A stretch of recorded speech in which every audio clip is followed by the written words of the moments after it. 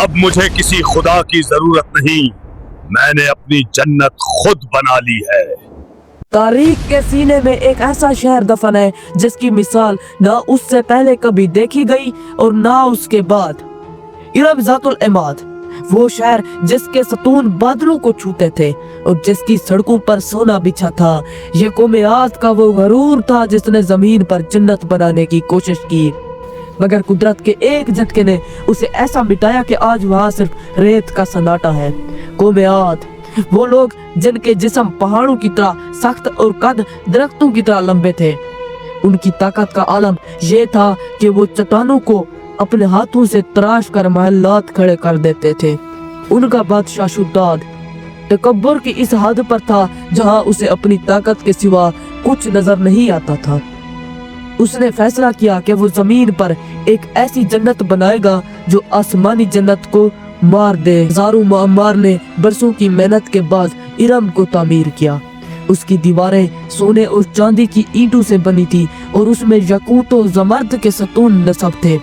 जब ये शहर मुकम्मल हुआ तो शुद्दाद अपने अजीम लश्कर के साथ उसमें दाखिल होने निकला।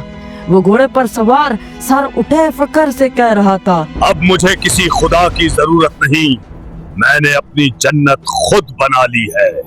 उस कौम के दरमियान अल्लाह ने हजरत हूद को भेजा।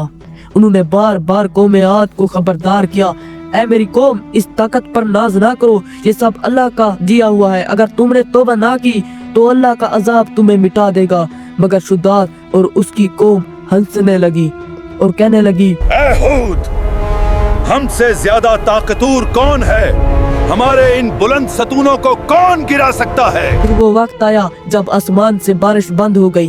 3 साल तक बूंद न गिरी, जमीन तड़पने लगी और फिर एक दिन अफक पर एक काला बादल नमूदार हुआ।